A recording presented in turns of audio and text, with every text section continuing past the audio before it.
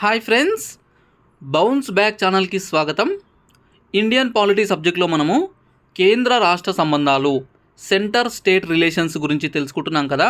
అందులో భాగంగానే మొదటి పార్ట్లో ఏకకేంద్ర లక్షణాలు అంటే ఏంటివి, సామాఖ్య లక్షణాలు అంటే ఏంటి, ఫెడరేషన్ అంటే ఏంటి, మన భారతదేశం అనేది ఫెడరేషనా కాదా, సో మన భారత రాజ్యాంగంలో పొందుపరిచిన అంశాల్లో ఫెడరేషన్ అంటే ఫెడరల్ కాన్సెప్ట్స్ ఏమున్నాయి, ఏకకేంద్ర లక్షణాలు ఏమున్నాయి, ఇలాంటి అంశాలన్నీ చూసాము. అదేవిధంగా కేంద్రము మరియు రాష్ట్రాల మధ్య సామాఖ్య వ్యవస్థలో భాగంగా పంచినటువంటి ఈ అధికారాలు ఉంటాయి కదా, వాటికి సంబంధించి చూసాము. కేంద్ర రాష్ట్రాల మధ్య శాసనపరమైనటువంటి సంబంధాలు ఏమున్నాయో చూసాము. సో ఇవన్నీ కూడా మనం గత వీడియోలో డిస్కస్ చేశాము. ఎవరైనా వీడియో చూడకపోయి ఉంటే వీడియో లింక్ డిస్క్రిప్షన్లో ఇస్తాను, చూడండి. ఇక దీనికి సంబంధించి ఈ వీడియోలకు సంబంధించి పాలిటీ క్లాసులకు సంబంధించి పీడిఎఫ్లు కావాలనుకుంటే టెలిగ్రామ్ గ్రూప్లో నేను షేర్ చేస్తున్నాను, ఏ క్లాస్కి ఆ క్లాసు. సో మీరు టెలిగ్రామ్ గ్రూప్లో జాయిన్ అవ్వండి, అది కూడా లింక్ ఇస్తాను డిస్క్రిప్షన్లో. టెలిగ్రామ్ గ్రూప్లో మీకు దీనికి సంబంధించిన పీడిఎఫ్ అయితే ఇస్తాను. ఇక వీడియో కింద కూడా నేను కామెంట్ రూపంలో కానీ డిస్క్రిప్షన్లో కానీ పీడిఎఫ్ ఇస్తాను ఈ క్లాస్కి సంబంధించి. ఇక చాలామంది పాలిటీ మొత్తం క్లాసెస్ పీడిఎఫ్స్ ఇవ్వండి అని చెప్పేసి అడుగుతున్నారు. యాక్చువల్లీ ఈ పీడిఎఫ్స్ అనేటివి అన్నీ అవైలబుల్ లేవు. కొన్నిటికి నేను తయారు చేసినటువంటి ఈ నోట్స్ పీడిఎఫ్స్ అనేటివి మిస్ అయిపోయినవి, అదేవిధంగా కొన్నిటికి ఉన్నవి కొన్నిటికి లేవు. అవన్నిటిని నేను గ్యాదర్ చేసి పాలిటీ అయిపోయిన తర్వాత లాస్ట్లో ఇస్తాను అని చెప్పేసి అన్నాను. టెలిగ్రామ్ గ్రూప్లో షేర్ చేస్తాను. సో మీరు టెలిగ్రామ్ గ్రూప్ని ఫాలో అయితే అందులో మీకు పీడిఎఫ్స్ అనేటివి లభిస్తాయి. ఇక ఈ వీడియో పూర్తిగా చూడండి. పూర్తిగా చూసిన తర్వాతనే, వీడియో అర్థమైన తర్వాతనే మీకు నోట్స్ చదివితే అర్థమవుతుంది. డైరెక్ట్ నోట్స్ చదివే ప్రయత్నం అయితే చేయొద్దు, ఓకే. ఇక వీడియోని పూర్తిగా చూసిన తర్వాత నచ్చితే లైక్ చేయండి, షేర్ చేయండి. కొత్తగా ఛానల్ని చూస్తున్న వాళ్ళైతే సబ్స్క్రైబ్ చేసుకోండి. ఇక ఎకానమీ క్లాసెస్ కూడా కంటిన్యూ అవుతాయి. ఎకానమీ క్లాసెస్ కూడా చెప్తున్నాను. జాగ్రఫీ ఆల్రెడీ అయిపోయింది, ఎవరైనా కొత్త వాళ్ళు ఉంటే అవి కూడా చూడండి, ఓకే. ఇక కేంద్రము మరియు రాష్ట్రము, సెంటర్ మరియు స్టేట్స్ మధ్యలో ఉన్నటువంటి పరిపాలనా సంబంధాలు ఏముంటాయో చూద్దాము.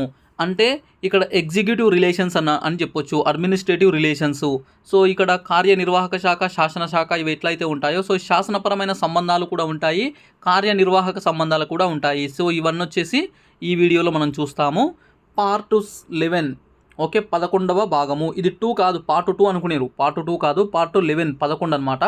సో 11వ భాగంలో, భారత రాజ్యాంగంలో 11వ భాగంలో ఆర్టికల్ 256 256 నిబంధన నుంచి 263 వరకు, 256 నుంచి 263 వరకు మొత్తం 8 ఆర్టికల్స్ అనేటివి ఈ కేంద్ర రాష్ట్రాల మధ్య పరిపాలన పరమైనటువంటి సంబంధాల గురించి తెలియజేస్తున్నాయి. సో ఈ పరిపాలనపరమైన సంబంధాలు అంటే ఈ అడ్మినిస్ట్రేటివ్ రిలేషన్స్ వచ్చేసి ఎలాంటి సిచ్యువేషన్లో అంటే సాధారణ పరిస్థితుల్లో, అంటే సాధారణంగా ఉన్నటువంటి పరిస్థితుల్లో మాత్రమే ఇవి వర్తిస్తాయి. అత్యవసర పరిస్థితులు, ఎమర్జెన్సీస్ వచ్చినప్పుడు ఇందులో పేర్కొన్న అంశాలు కొన్ని చేంజ్ అయ్యే అవకాశం అయితే ఉంటుంది. సో సాధారణ పరిస్థితుల్లో కేంద్రము అదేవిధంగా రాష్ట్రాల మధ్య గల పరిపాలనపరమైన సంబంధాలు ఎలా ఉంటాయి అని చెప్పేసి మనకు ఈ పార్ట్లో, అంటే పార్ట్ 11లోని 256 నుంచి 263 వరకు గల నిబంధనలు తెలియజేస్తున్నాయి, ఓకే. ఇక ఆర్టికల్ 256 256 నిబంధన ఏం చెప్తుంది అంటే, ప్రతి రాష్ట్ర ప్రభుత్వం కూడా, అంటే దేశంలో ఉన్నటువంటి ఏ స్టేట్ అయినా కానీ ఆ స్టేట్ గవర్నమెంటు తన కార్యనిర్వాహక అధికారాలు ఉంటాయి కదా, ఎగ్జిక్యూటివ్ ఫంక్షన్స్, అవి వచ్చేసి పార్లమెంటు చేసిన చట్టాలకు లోబడి వినియోగించాలి.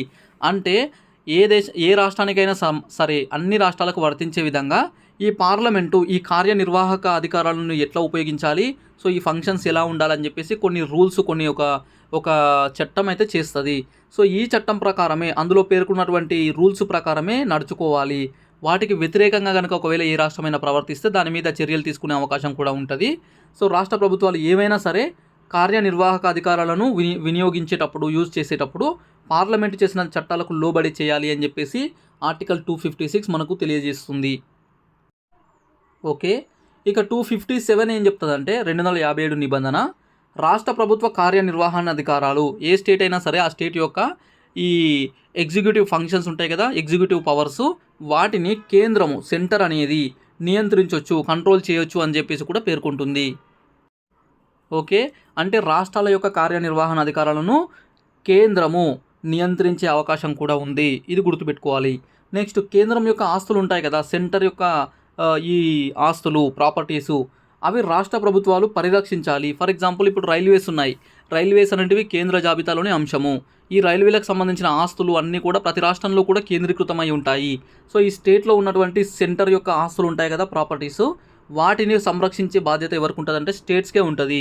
ఇప్పుడు తెలంగాణ రాష్ట్రంలోని కేంద్రం యొక్క ఆస్తులు ఏవైనా సరే, రైల్వేలు ఒక్కటే కాదు, సో కేంద్ర జాబితాలోని కేంద్రానికి సంబంధించిన ఏ ఆస్తులైనా సరే తెలంగాణ ప్రభుత్వము పరిరక్షించాలి. ఫర్ ఎగ్జాంపుల్ ఈ మధ్యలో సికింద్రాబాద్ రైల్వే స్టేషన్లో జరిగినటువంటి ఈ అగ్నిపథ్కు సంబంధించి కొన్ని నిరసనలు జరిగినాయి. అప్పుడు అక్కడ తీవ్రమైన ఉద్రిక్తత పరిస్థితులు ఏర్పడ్డవి.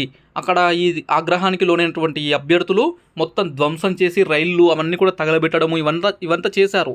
అప్పుడు తెలంగాణ ప్రభుత్వం చూస్తూ ఊరుకుంటుందా? ఎందుకు ఊరుకోదు?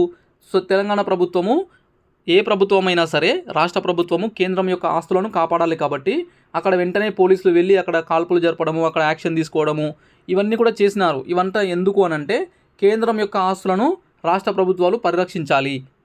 అలా కాకుండా కేంద్రంది కదా, ఇది స్టేట్ కాదు, సెంటర్ జాబితాలోని అంశం కదా, మనకెందుకులే అని చెప్పేసి చూస్తూ ఊరుకునే అవకాశం అయితే లేదు. ఇదన్నమాట. సో అందుకే ఈ పరిరక్షణ, వీరికి అయ్యే ఖర్చు ఉంటుంది కదా, ఈ మెయింటెనెన్స్, వాటిని ప్రొటెక్ట్ చేయడానికి కావాల్సిన ఖర్చు అంతా కూడా ఎవరు భరిస్తారంటే కేంద్ర ప్రభుత్వమే భరిస్తుంది అని చెప్పేసి మనకు ఈ 257 ఆర్టికల్ ద్వారా తెలుస్తుంది. నెక్స్ట్ 258 258 ఆర్టికల్, గవర్నర్ అనుమతితో కేంద్ర ప్రభుత్వానికి సంబంధించిన కొన్ని పరిపాలనా విధులు షరతులతో లేదా షరతులు లేకుండా రాష్ట్ర ప్రభుత్వానికి రాష్ట్రపతి బదలాయించవచ్చు అని చెప్పాలి. అంటే గవర్నర్తో సంప్రదించి గవర్నర్ అనుమతి తీసుకొని ఏవైనా విషయాలు, అంటే కేంద్రము వాటిపైన చర్యలు తీసుకునేటివి, కేంద్రము వాటిపైన అధికారాలు కలిగి ఉన్నటువంటి, అంటే కేంద్ర ప్రభుత్వానికి పరిపాలనా విధులు ఉంటాయి కదా, అందులోని కొన్ని అంశాలను విత్ కండిషన్స్ లేదా వితౌట్ కండిషన్స్, కొన్ని కండిషన్స్ పెట్టి కానీ లేదంటే కండిషన్స్ లేకుండా కానీ రాష్ట్ర ప్రభుత్వానికి బదలాయించే అధికారం రాష్ట్రపతికి ఉంటుంది. అయితే గవర్నర్ సంప్రదించాలని చెప్పేసి ఉంది. సో ఏదైనా ఒక రాష్ట్రంలో ఏదైనా ఒక రాష్ట్ర జాబితాలోని అంశము కేంద్ర జాబితాలోని అంశము కేంద్రం యొక్క పరిపాలన విధి అనమాట. ఆ పని కేంద్రం చేయాల్సిన బాధ్యత ఉంటుంది. కానీ రాష్ట్ర ప్రభుత్వానికి బదలాయించవచ్చు. కానీ గవర్నర్ని సంప్రదించి రాష్ట్రపతి ఆ పని చేయాల్సి ఉంటుంది. ఇది వచ్చేసి మనకు 258 నిబంధన ద్వారా తెలుస్తుంది. ఇక ఇందులోనే 258A అని చెప్పేసి 258లోనే ఏ అని చెప్పేసి ఒక కొత్త ఆర్టికల్ని కూడా చేర్చారు. 1956లో 7వ రాజ్యాంగ సవరణ 7th కాన్స్టిట్యూషనల్ అమెండ్మెంట్ యాక్ట్ ద్వారా ఈ 258A అనే దాన్ని కూడా తీసుకొచ్చి చేర్చారు. ఇదేం చెప్తుందంటే రివర్స్, దీని ముందున్న దానికి రివర్స్ అనమాట. కేంద్ర ప్రభుత్వం అనుమతితో రాష్ట్ర ప్రభుత్వ పరిపాలన విధులను కొన్ని షరతులతో కానీ షరతులు లేకుండా కానీ కేంద్ర ప్రభుత్వానికి గవర్నర్ బదలాయించవచ్చు. అంటే ఇక్కడ కేంద్ర ప్రభుత్వం, సెంట్రల్ గవర్నమెంట్ ఉంటుంది కదా, దాని యొక్క అనుమతి తీసుకొని స్టేట్ జాబితాలో, అంటే తెలంగాణ అయితే తెలంగాణ రాష్ట్రము, ఏపీ అయితే ఏపీ రాష్ట్రము, ఏదైనా సరే రాష్ట్ర జాబితాలో ఉన్న పరిపాలన విధులు, అంటే ఆ స్టేట్ యొక్క ఈ అడ్మినిస్ట్రేటివ్ డ్యూటీస్ అన్నమాట, ఎగ్జిక్యూటివ్ డ్యూటీసు, వీటిని కొన్ని కండిషన్స్ పెట్టి కానీ కండిషన్స్ లేకుండా కానీ కేంద్ర ప్రభుత్వానికి ఇస్తుంది. కేంద్ర ప్రభుత్వం చూసుకునే విధంగా వాళ్ళకు అప్పగిస్తుంది. ఎవరు అప్పగిస్తారంటే గవర్నరు బదలాయిస్తాడు కేంద్ర ప్రభుత్వం అనుమతి తీసుకొని. దీని ముందు 258కి 258A అనేది ఆపోజిట్గా ఉంటుంది. ఇక్కడనేమో గవర్నర్ అనుమతి తీసుకొని కేంద్రం యొక్క పన్నులను రాష్ట్రానికి అప్పగిస్తారు. ఇక్కడనేమో రాష్ట్రం యొక్క పరిపాలన విధిని కేంద్రానికి అప్పగించడం జరుగుతుంది కేంద్ర ప్రభుత్వం అనుమతితోన. ఇక్కడ 258లో అప్పగించేది రాష్ట్రపతి, ఇక్కడ అప్పగించేది గవర్నరు. సో ఇది వచ్చేసి మనకు ఈ 2 ఆర్టికల్స్ కూడా గుర్తుపెట్టుకోండి. నెక్స్ట్ ఆర్టికల్ 260 260 నిబంధన. మీరు అనుకోవచ్చు ఈ ఆర్టికల్స్ అన్నీ గుర్తుపెట్టుకోవాలా అంటే అవసరం లేదు. వాస్తవానికి నేను లాస్ట్లో ఒక వీడియో చేస్తా, ఏ ఆర్టికల్స్ ఇంపార్టెంట్, వేటిని ఎక్కువ అడుగుతున్నారు వాటిపైన. అందులో ఉన్న ఆర్టికల్స్ అయితే అన్నీ కూడా నేర్చుకునే ప్రయత్నం చేయండి. ఇప్పుడు చెప్పేటివి ఇక్కడ మీకు డేటా ఇవ్వాలి, ఇన్ఫర్మేషన్ ఇవ్వాలి కాబట్టి చెప్తున్నాను. ఈ ఆర్టికల్స్ అన్నీ గుర్తుపెట్టుకోవాల్సిన అవసరం లేదు. కానీ ఇందులో ఉన్న కాన్సెప్టు, ఇందులో ఉన్నటువంటి అంశాలు ఉన్నాయి కదా, వాటిని గుర్తుపెట్టుకోండి. ఓకే. ఇక 260 ఆర్టికల్ ప్రకారం మనకి ఏం తెలుస్తుందంటే భారత ప్రభుత్వం, ఇండియన్ గవర్నమెంట్ ఉంటుంది కదా, ఈ భారత ప్రభుత్వము ఒక ఒప్పందం ద్వారా భారతదేశం బయట ఉన్న భూభాగాల పరిపాలన కూడా చేపట్టవచ్చు. అంటే ఇండియాకు సంబంధించని, ఇండియా పరిధిలో లేనటువంటి భారతదేశం బయట ఎక్కడైనా సరే ఉన్నటువంటి భూభాగాలను ఒక ఒప్పందం ద్వారా భారతదేశం పరిపాలన చేపట్టవచ్చు. ఫర్ ఎగ్జాంపుల్ హిందూ మహాసముద్రంలో ఏవో దీవులు ఉన్నాయనుకుందాం. ఆ దీవులు మన భారతదేశ పరిధిలో లేవు, అవి వేరే దేశ పరిధిలో కానీ స్వతంత్ర దేశంగా కానీ ఉన్నాయి. అలాంటప్పుడు వాళ్ళు కోరుకుంటే వాళ్ళతో ఒక ఒప్పందం చేసుకొని వాటిని ఇండియా భారత ప్రభుత్వము పరిపాలన అక్కడ కూడా చేయొచ్చు. సో ఇది ఎట్లా తెలుస్తుంది మనకు అంటే 260 ఆర్టికల్లో పేర్కొన్నారు. 260 నిబంధన గుర్తుపెట్టుకోండి. నెక్స్ట్ ఆర్టికల్ 261 కేంద్ర రాష్ట్ర ప్రభుత్వాలు అదేవిధంగా సంస్థలు జారీ చేసిన ధృవపత్రాలు, పబ్లిక్ రికార్డులు, కోర్టు తీర్పులు గౌరవించాలి. సో అందరూ ఎవరైనా సరే, సంస్థలైనా సరే, ప్రభుత్వాలైనా సరే, ప్రజలైనా సరే, ఎవరైనా సరే ఈ కేంద్ర ప్రభుత్వాలు, రాష్ట్ర ప్రభుత్వాలు ఇవన్నీ కూడా, సంస్థలు ఇవన్నీ కూడా జారీ చేసినటువంటి ధృవపత్రాలు ఉంటాయి కదా, అవి కానీ అంటే ప్రొసీడింగ్స్ కానీ, లేదంటే పబ్లిక్ రికార్డ్స్ ఉంటాయి వాటిని కానీ, కోర్టులు ఇచ్చినటువంటి తీర్పులు ఉంటాయి కదా వాటిని గౌరవించాల్సి ఉంటుంది. ఇది 261 అనే ఆర్టికల్లో పేర్కొన్నారు. నెక్స్ట్ ఆర్టికల్ 262లో 1 అనమాట, క్లాస్ 1. ఇది వచ్చేసి అంతర్రాష్ట్ర నదీ జలాల వివాదం. యాక్చువల్లీ 262 అనే అంశము నదీ జలాలకు సంబంధించి ఉంటుంది, అంతర్రాష్ట్ర నదీ జలాలకు సంబంధించి. అందులో 262(1) వచ్చేసి అంతర్రాష్ట్ర అంటే ఇంటర్ స్టేట్ అంటాము, అంటే 2-3 రాష్ట్రాలు, ఒకటి కంటే ఎక్కువ రాష్ట్రాలు వాటికి సంబంధించిన అంశము. అంతర్రాష్ట్ర నదీ జలాల వివాద పరిష్కారం కోసము పార్లమెంటు ప్రత్యేక ట్రిబ్యునల్స్ని ఏర్పాటు చేయొచ్చు. నేను ట్రిబ్యునల్స్ అనే చాప్టర్ చెప్పిన, ట్రిబ్యునల్స్ అనే చాప్టర్లో మనకు అడ్మినిస్ట్రేటివ్ ట్రిబ్యునల్స్, అదేవిధంగా అదర్ ట్రిబ్యునల్స్ ఉంటాయని చెప్పేసి చెప్పాను. పరిపాలనా ట్రిబ్యునల్స్, పరిపాలనేతర ట్రిబ్యునల్స్ అని చెప్పేసి. సో ఇక్కడ పరిపాలనేతర ట్రిబ్యునల్స్ ఉంటాయి కదా, వాటిలో భాగంగా ఈ అంతర్రాష్ట్ర నదీ జలాలు అంటే 2-3 రాష్ట్రాల మధ్యలో ఉండే వాటర్కి సంబంధించిన డిస్ప్యూట్స్. ఫర్ ఎగ్జాంపుల్ కృష్ణా నది ఉంది, గోదావరి నది ఉంది. సో ఈ గోదావరి నది మధ్యలో మనకు మహారాష్ట్ర, ఆంధ్రప్రదేశ్తో మనకు తెలంగాణ రాష్ట్రానికి వివాదాలు ఉండే అవకాశం ఉంటుంది. కృష్ణా నదికి సంబంధించి కర్ణాటక, ఆంధ్రప్రదేశ్ ఈ స్టేట్స్తో మనకు వివాదాలు ఉండే అవకాశం ఉంటుంది. ఇలాంటి వివాదాలను పరిష్కారం చేయడం కోసము పార్లమెంటు ఒక ప్రత్యేకంగా స్పెషల్గా ట్రిబ్యునల్స్ ఏర్పాటు చేయొచ్చు. సో అంతర్రాష్ట్ర నదీ జలాల ట్రిబ్యునల్స్ అని చెప్పేసి రకరకాల ట్రిబ్యునల్స్ని ఏర్పాటు చేసే అధికారం ఉంది. ఇది ఆర్టికల్ 262 క్లాస్ 1 అనే దాంట్లో మనకు పేర్కొనడం జరిగింది. నెక్స్ట్ ఆర్టికల్ 262(2) 262 క్లాస్ 2 వచ్చేసి మనకు నదీ జలాల వివాదాల ఫిర్యాదులు అంటే కంప్లైంట్స్ ఉంటాయి కదా, ఈ కంప్లైంట్స్, అదేవిధంగా వివాదాలను విచారించే అధికారము అంటే వాటిని ఆ డిస్ప్యూట్స్ని వాటిపైన విచారణ చేపట్టే అధికారము సుప్రీంకోర్టు ఇతర న్యాయస్థానాల పరిధి నుంచి మినహాయిస్తూ చట్టం చేసే అధికారం పార్లమెంటుకు కలదు. అంటే ఈ నదీ జలాల వివాదాలను ఫిర్యాదులు తీసుకోవడము, వాటిని పరిష్కరించడం కోసం విచారణ చేయడము, ఈ అధికారం అనేది సుప్రీంకోర్టు నుంచి, అదేవిధంగా దేశంలో ఉన్న ఏ ఇతర కోర్టు నుంచి అయినా సరే వాటి పరిధి నుంచి తీసివేస్తూ అంటే మినహాయిస్తూ చట్టం చేసే అధికారం ఎవరికి ఉంటుంది అంటే పార్లమెంటుకు ఉంటుంది. నెక్స్ట్ ఆర్టికల్ 263 అంతర్రాష్ట్ర వివాదాల పరిష్కారం కోసము రాష్ట్రపతి ఒక అంతర్రాష్ట్ర మండలి ఇంటర్ స్టేట్ కౌన్సిల్ని ఏర్పాటు చేయొచ్చు. ఆర్టికల్ 262లో ఉన్నటువంటి అంశాలేమో అంతర్రాష్ట్ర నదీ జలాలు, ఇంతకుముందు చెప్పినవి 262(1) కానీ 262(2) కానీ ఈ 2 ఆర్టికల్స్ ఇవి వచ్చేసి అంతర్రాష్ట్ర నదీ జలాలు అంటే వివిధ రాష్ట్రాల మధ్యలో ఉండే నదీ జలాలకు సంబంధించి, నదీ లోయలు, వాటికి సంబంధించిన నీటి వాడకము, వాటికి సంబంధించిన నీటి కేటాయింపులకు సంబంధించిన వివాదాలు. ఇప్పుడు 263 ఏంటంటే నదీ జలాలకు కాకుండా వేరే వివాదాలు, ఇతర సాధారణ వివాదాలు ఉంటాయి కదా అవన్నమాట, అంతర్రాష్ట్ర వివాదాలు. అందుకే ఇక్కడ నదీ జలాలు అని చెప్పేసి లేదు. అంతర్రాష్ట్ర వివాదాలకు పరిష్కారం కోసము రాష్ట్రపతి ఒక అంతర్రాష్ట్ర మండలి ఇంటర్ స్టేట్ కౌన్సిల్ని ఏర్పాటు చేయొచ్చు.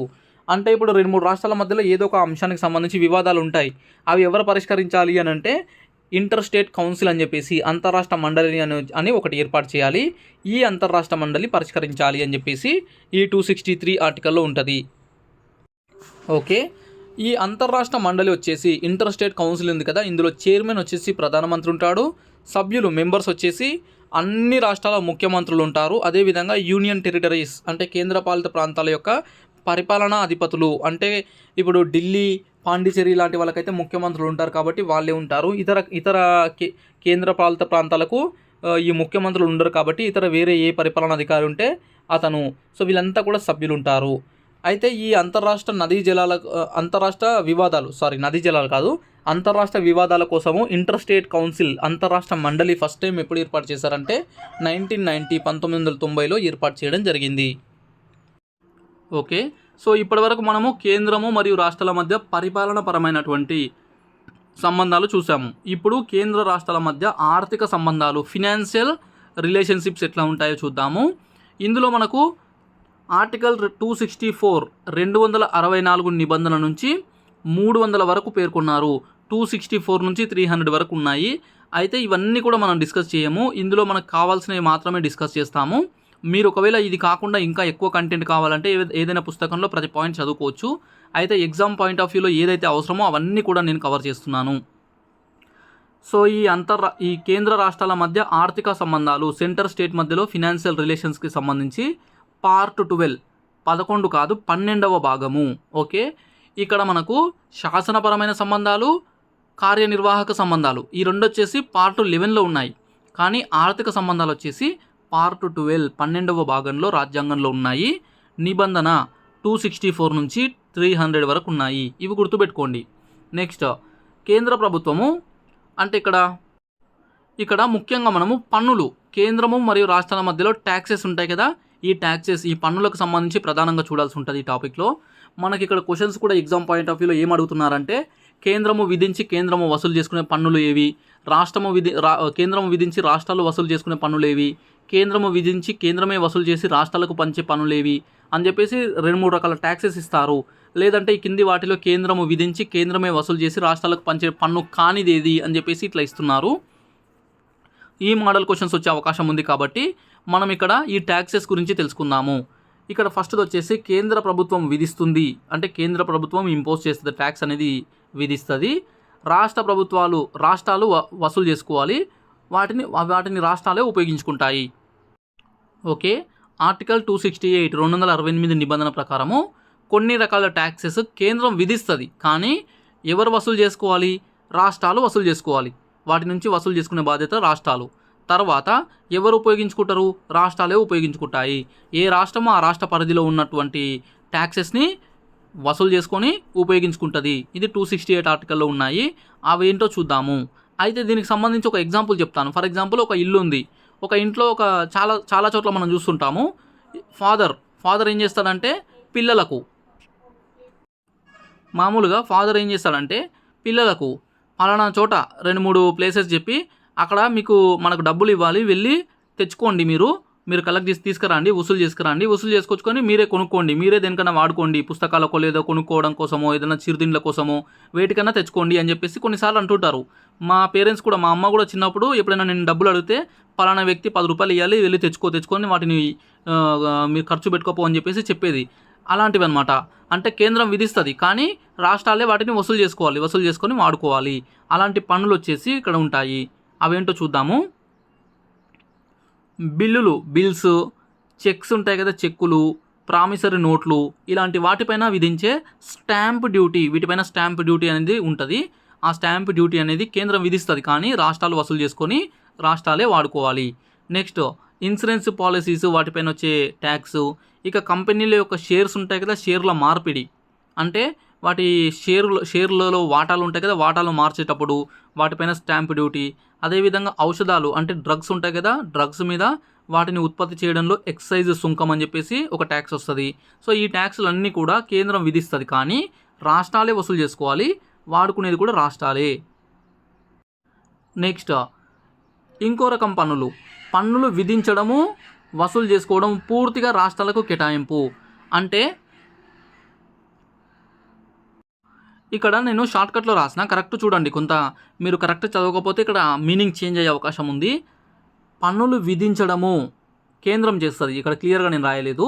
పన్నులు విధించడము, వసూలు చేయడము పూర్తిగా కేంద్రమే చేస్తుంది. అంటే పన్నులు విధించి వసూలు చేసి కేంద్రం చేసి పూర్తిగా రాష్ట్రాలకు కేటాయిస్తుంది, అంటే రాష్ట్రాలకు వాడుకోవడానికి ఇస్తుంది. ఇది దీని మీనింగ్ అనమాట. నేను షార్ట్కట్లో రాసిన కాబట్టి కొంత మీకు మిస్అండర్స్టాండ్ అయ్యే అవకాశం ఉంటుంది. అందుకే క్లియర్గా చెప్తున్నా. పన్నులు విధించడము కేంద్రమే, వసూలు కూడా కేంద్రమే, కానీ ఎవరికి ఇస్తుంది? రాష్ట్రాలకు ఇస్తుంది. ఇందాక చెప్పిన ఎగ్జాంపుల్లో ఫాదర్ ఏం చేస్తాడంటే, ఫాదర్ కానీ మదర్ కానీ పలానా వ్యక్తుల దగ్గర డబ్బులు వస్తాయి తీసుకురండి అని చెప్పేసి పిల్లలకి ఇవ్వకుండా, వాళ్ళు మీకు ఇవ్వరు, మీరు వెళ్ళినా కూడా ఇవ్వరు, నేను తీసుకొస్తాను అని చెప్పేసి వెళ్ళి అతనే విధిస్తాడు. అక్కడ తీసుకురావాల్సిన డబ్బులు అతనే నిర్ణయిస్తాడు. వెళ్ళి అతనే తీసుకొస్తాడు, వసూలు కూడా చేసుకొచ్చి వాళ్ళ పిల్లలకు పంచిపెడతాడు. అందరికీ ఇగో తీసుకో అని చెప్పేసి వాళ్ళకి ఇస్తాడు. ఎగ్జాంపుల్స్ ఇవి. సో ఈ విధంగా ఇక్కడ కూడా కేంద్రమే విధిస్తుంది, కేంద్రమే వసూలు చేసుకొస్తుంది, తీసుకొచ్చి రాష్ట్రాలకు కేటాయిస్తుంది పూర్తిగా. ఆర్టికల్ 269 269 నిబంధన ప్రకారము. అవి ఏమున్నాయి ఎగ్జాంపుల్స్ చూద్దాము. ఆస్తులు అంటే ప్రాపర్టీస్ ఉంటాయి కదా, ప్రాపర్టీస్ పైన ఎస్టేట్ డ్యూటీ అని చెప్పేసి ఉంటుంది, ఎస్టేట్ డ్యూటీ. అయితే వ్యవసాయ భూమి కాదు, వ్యవసాయ పొలాలు ఉంటాయి కదా, వ్యవసాయ భూములు, వాటిని మినహాయించారు. అవి కాకుండా ఇతర రకాల ఆస్తులు ఉంటాయి కదా, ఇలాంటి వాటిపైన ఎస్టేట్ డ్యూటీ అనేది ఒకటి. నెక్స్ట్ అంతర్రాష్ట్రాల మధ్య ప్రయాణికులు, అంటే ఒక రాష్ట్రం నుంచి ఒక రాష్ట్రానికి ప్రయాణికులు కానీ లేదంటే సరుకుల రవాణా కానీ జరుగుతుంది కదా, వాటి మీద విధించే టెర్మినల్ ట్యాక్సెస్ అని చెప్పేసి ఉంటాయి, టెర్మినల్ ట్యాక్స్. ఇవి వచ్చేసి కూడా ఇక రైల్వేల యొక్క ఛార్జీలు, ఇక రవాణా గూడ్స్ ట్రాన్స్పోర్టేషన్ అవుతుంది కదా, వాటికి సంబంధించి వాటిపైన వచ్చే పన్నులు కూడా. వార్తాపత్రికలు, ప్రకటనలు ఉంటాయి కదా, అడ్వర్టైజ్మెంట్స్, వాటిపైన అమ్మకం పన్ను, ఓకే, సేల్స్ ట్యాక్స్, వాటిపైన ఉండే sales tax. Next stock exchange పైన పన్నులు, ఓకే, మనం స్టాక్ ఎక్స్చేంజ్ రెగ్యులర్గా చూస్తుంటాం కదా వార్తల్లో, వాటిపైన. ఇవన్నీ ట్యాక్సెస్ అన్నీ కూడా ఎవరు విధిస్తారు? కేంద్రం, సెంటర్ విధిస్తుంది. వసూలు కూడా సెంటరే చేస్తుంది, రాష్ట్రాలకు ఇస్తుంది. నెక్స్ట్ ఇంకొకటి ఉంది, కేంద్రం విధించి వసూలు చేసి కొన్ని సూత్రాల ప్రకారము రాష్ట్రాలకే కేటాయిస్తుంది. అంటే ఇంతకుముందు చెప్పిన కేటగిరీ, కానీ ఇది కొంచెం డిఫరెన్స్ ఏంటంటే కేంద్రము విధిస్తుంది, వసూలు చేసుకొచ్చి అన్ని రాష్ట్రాలకు ఇవ్వకుండా కొన్ని రాష్ట్రాలకు మాత్రమే కొన్ని కండిషన్స్ మీద, కొన్ని సూత్రాలను, కొన్ని కండిషన్స్ని, స్పెషల్ కండిషన్స్ని ఫాలో అవుతూ కొన్ని రాష్ట్రాలకు మాత్రమే కేటాయిస్తుంది. ఎగ్జాంపుల్ వైద్య సంబంధ, అలంకరణ సామాగ్రి, వాటిపైన విధించే ఎక్సైజ్ సుంకం అనమాట. అంటే ఇక్కడ కొన్ని రాష్ట్రాలకి కావచ్చు, అన్ని రాష్ట్రాలకు కూడా కేటాయించవచ్చు, కానీ కొన్ని కండిషన్స్, కొన్ని సూత్రాలను ఫాలో అవుతూ, కొన్ని కండిషన్స్ని ఫాలో అవుతూ, కొన్ని రూల్స్ ఫాలో అవుతూ ఇస్తుంది. సో ఎలా అంటే అలా ఇవ్వకుండా కొన్ని రూల్స్ ప్రకారం ఇస్తుంది, కేంద్రం విధించి వసూలు చేసుకొచ్చి స్టేట్స్కి ఇస్తుంది. వైద్య సంబంధ, అలంకరణ సామాగ్రి, అదేవిధంగా వాటిపైన విధించే ఎక్సైజ్ సుంకం అనమాట. నెక్స్ట్ కేంద్రం విధించి వసూలు చేసి కొంత భాగం రాష్ట్రాలకు పంపిణీ చేసే పన్నులు. అంటే ఇది కొంచెం డిఫరెంట్గా ఉంది చూడండి. కేంద్రమే విధిస్తుంది, కానీ ఎవరు వసూలు చేస్తారు? కేంద్రమే వసూలు చేసి తీసుకొచ్చి మొత్తం రాష్ట్రాలకు ఇవ్వదు, మొత్తం కూడా స్టేట్స్కి కేటాయించకుండా కొంత పాటు స్టేట్స్కి ఇస్తుంది, మిగతా కొంత పాటు తన వద్దనే ఉంచుకుంటుంది. అంటే తను కేంద్రం చేసే ఖర్చులకు ఉపయోగించుకుంటుంది. అంటే కేంద్రము మరియు రాష్ట్రాల మధ్యలో పంపిణీ అవుతుంది. ఇక్కడ ఇంపోజ్ చేసేది మాత్రం కేంద్రమే, కలెక్ట్ చేసుకునేది కేంద్రమే, పంచేటప్పుడు మాత్రం రాష్ట్రాలకు కొంత ఇచ్చి మిగతాది తన దగ్గర పెట్టుకుంటుంది. ఆర్టికల్ 270 270 నిబంధన ప్రకారము. Example income tax, okay, agriculture మీద ఒక కాకుండా, అంటే వ్యవసాయం ద్వారా వచ్చే ఆదాయం కాకుండా మిగతావి income tax, capital gain tax అని చెప్పేసి ఒక ట్యాక్స్ అనమాట. Capital gain tax, super tax, ఇలాంటి కొన్ని ట్యాక్స్లు ఉన్నాయి. వీటికి సంబంధించి కేంద్రం విధించి వసూలు చేసి కొంత భాగం తన దగ్గర ఉంచుకొని కొంత భాగం రాష్ట్రాలకు పంచుతుంది. ఓకే, అయితే ఇలా ఆదాయాలను పంపిణీ చేసేటప్పుడు ఈ ఆదాయాలను కేంద్ర రాష్ట్రాల మధ్య ఏ నిష్పత్తిగా, అంటే ఎంత కేంద్రం తీసుకోవాలి, ఎంత రాష్ట్రాలకు ఇవ్వాలి అని చెప్పేసి ఆ నిష్పత్తి, ఆ రేషియో ఉంటుంది కదా. అంటే కేంద్రము 1 పెట్టుకొని రాష్ట్రాలకు 5 ఇవ్వాలన్నా, లేదంటే కేంద్రం 2 పెట్టుకొని రాష్ట్రాలకు 3 ఇవ్వాలన్నా, ఇలా రకరకాలుగా, ఇవి ఎగ్జాంపుల్స్, ఓకే, ఇలా రకరకాలుగా ఈ నిష్పత్తి, ఈ రేషియో ఎలా ఫాలో అవ్వాలి అని చెప్పేసి ఈ ఆదాయాలను కేంద్ర రాష్ట్రాల మధ్యలో ఏ విధంగా పంపిణీ చేయాలి అనేది ఆర్థిక సంఘము సలహాలతోన రాష్ట్రపతి నిర్ణయిస్తాడు. కేంద్రానికి సంబంధించి ఒక ఆర్థిక సంఘం ఏర్పాటు చేస్తుంది, ఫినాన్స్ కమిషన్. సో ఈ ఫినాన్స్ కమిషన్ యొక్క సూచనలు, సలహాలతోన రాష్ట్రపతి నిర్ణయిస్తాడు. ఓకే, ఇక ఈ ఆర్థిక సంఘానికి సంబంధించి 2-3 ఇంపార్టెంట్ పాయింట్స్ చూద్దాము. ఆర్థిక సంఘము 280 నిబంధన 280 280 అనే ఆర్టికల్ ప్రకారము ఆర్థిక సంఘాన్ని ఏర్పాటు చేస్తారు. ఇవి అడగొచ్చు ఎగ్జామ్లో. సో ఈ క్రింది ఏ ఆర్టికల్ ప్రకారము ఆర్థిక సంఘాన్ని ఏర్పాటు చేయడం జరుగుతుంది అని చెప్పేసి కింద ఆర్టికల్స్ ఇస్తారు. లేదంటే ఆర్టికల్ 280 అనేది కింది వాటిలో దేనికి సంబంధించింది అని చెప్పేసి ప్రణాళిక సంఘము, ఆర్థిక సంఘము, ఇలా రకరకాలుగా ఇచ్చే అవకాశం ఉంటుంది. సో గుర్తుపెట్టుకోండి, ఆర్టికల్ 280 ప్రకారము ఆర్థిక సంఘం, ఫినాన్స్ కమిషన్ని ఏర్పాటు చేస్తారు. ప్రతి 5 సంవత్సరాలకు రాష్ట్రపతి ఏర్పాటు చేస్తాడు. అదేవిధంగా ఇందులో ఒక చైర్మన్ ఉంటాడు, అదేవిధంగా నలుగురు సభ్యులు ఉంటారు. 1+4 అనమాట. ఒక చైర్మన్, నలుగురు సభ్యులతో ఉండే సంఘం ఇది. మొట్టమొదటిసారిగా ఎప్పుడు ఏర్పాటు చేస్తారు మన దేశంలో అంటే 1951 1951లో మొదటి ఆర్థిక సంఘం ఏర్పడింది. ఈ ఆర్థిక సంఘం యొక్క రోల్ అనేది చాలా ఇంపార్టెంట్. ఈ కేంద్రము రాష్ట్రాల మధ్యలో నిధుల పంపిణీ చేయడంలో దీని సలహాలు, సూచనలే చాలా ఇంపార్టెంట్గా పరిగణించబడతాయి. సో 1951లో మొదటి ఆర్థిక సంఘం ఏర్పాటు చేయడం జరిగింది. అప్పుడు అధ్యక్షుడు వచ్చేసి శ్రీ నియోగి అనే వ్యక్తి అధ్యక్షుడిగా ఉన్నాడు. ప్రజెంట్ ఇప్పుడున్నటువంటి ఆర్థిక సంఘం ఎన్నోవది అంటే 15వది, 15th ఆర్థిక సంఘము. ఈ 15వ ఆర్థిక సంఘము 2017లో ఏర్పాటు చేయబడింది. 2017లో ఏర్పాటు చేశారు. దీని యొక్క పని ఎప్పుడు ఉంటుంది అంటే 2020 నుంచి 25 కాలానికి, 2020 నుంచి 25 సంవత్సరాల కాలానికి 25 మధ్యలో ఈ 5 ఇయర్స్ కాలానికి ఈ టర్మ్కి ఈ 15వ ఆర్థిక సంఘం ఉంటుంది. అంతలోపు 16వది ఏర్పాటు చేసి 2025 నుంచి వాటి ఫంక్షనింగ్ స్టార్ట్ అవుతుంది. ఇప్పుడు ప్రస్తుతం ఉన్నటువంటి ఈ 15వ ఆర్థిక సంఘం చైర్మన్ ఎవరు అనంటే ఎన్కే సింగ్ ప్రస్తుత 15వ ఆర్థిక సంఘం చైర్మన్ ఎన్కే సింగ్ గుర్తుపెట్టుకోండి. నెక్స్ట్ ఆర్టికల్ 269A 269A అనే నిబంధన ప్రకారము అంతర్రాష్ట్రాల మధ్య జరిగే వాణిజ్య వ్యాపారాలపైన కేంద్రము పన్నులు విధించి వసూలు చేసి కేంద్ర రాష్ట్రాల మధ్యలో పంపిణీ చేయబడతాయి. సో కేంద్రము రాష్ట్రము మధ్యలో కొన్ని రకాల పన్నులు పంపిణీ చేయబడతాయి కదా, అందులో ఇది కూడా ఒకటి.